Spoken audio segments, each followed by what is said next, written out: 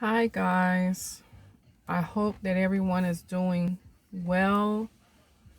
I'm hoping that we're continuing to pray, but most of all, I'm hoping that we're not living in fear, but living in faith. God is still good. He's still in control, and he's going to take care of us. We do the natural, which is distancing ourselves, keeping our families safe, making sure everybody's using proper hygiene techniques. We're covering our coughs. We're staying away. We're not being in areas of 10 or more. We're keeping that 6 feet distance between us. And it's just what we can do at this time. But what we can't afford to do, even though the news continuously reports of the death and the people that have this virus, we can't live worried or carrying anxiety. And anxiety is nothing more than worry or fear of an outcome of an event, of an unknown outcome. So what we do know is that this is not going to last. We don't necessarily know when it's going to end, but we know that it is going to end. And we just follow the rules of the land and allow God to be God in this situation. I won't speculate. A lot of people speculated, oh, God trying to get our attention, this, and that. What I know is God is not the author of sickness and disease. So we don't accept that. God is in control of everything. And so we just trust him to be who he is. And like I said, you can still find blessings, be blessed, get answered prayers, receive miracles in the midst of a crisis. And the crisis right now is this pandemic. But we're going to keep our hope up. We're going to continuously to think positive. If you're not a person of faith, we're going to believe for the best. But if you are a child of God, you already know what your posture should be, and that is a posture of prayer and being a light to others that may be living worried or anxious, especially those that suffer from mental disorders like OCD, anxiety, those things, because I'm sure that this is a very tough time for them. So we just want to be watchful of our surroundings, not try to go on with life as normal, because it is not. So stay out of the malls, stay out of the restaurants, stay out of these places, because this is not the time. There's a season for everything, and this is not the season.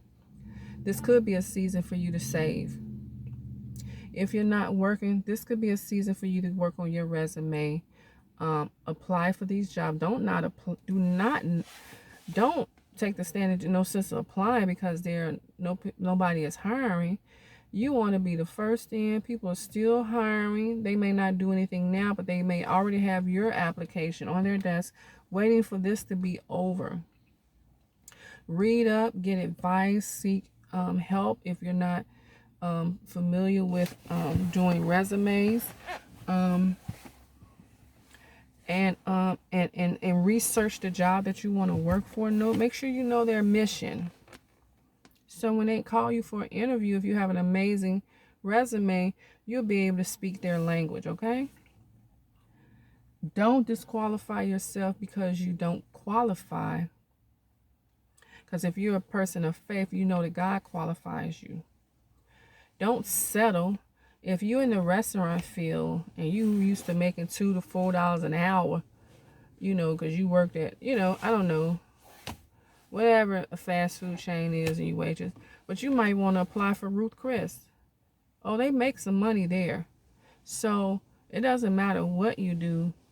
You want to come up and come out better than when you went in. So I just believe, God, that before I went, I'm going to come out better than when I went in. And God has already been showing himself. He's already been showing up. And so I just want to encourage you. I just wanted to hop on before I go into work. I'm really waiting. I haven't posted anything yesterday or today because I'm waiting for, and today is what, the 25th? I think today is the 25th. And I'm just really waiting for a word. And I think what I'm going to talk about is faith over fear. And it doesn't matter if you're not a person of faith, because you do have faith. Can I just say that?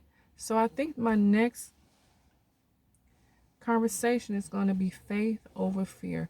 Even if you're not a believer, you have faith, because God has given everybody a measure of faith.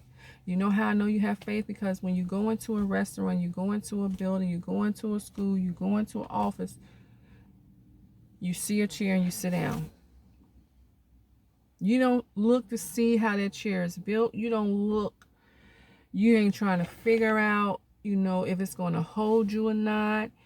You're not trying to see who manufactured it. You ain't finna test it out first. You're not doing any of that. Only thing you're doing is sitting your hind parts in it, because you have faith that it's going to support you and hold you. That's faith. So I'm going to work on that tonight. And by the grace of God, I'll be back on tomorrow. I think this is March 25th. I'll be on tomorrow and share that word with you, faith over fear.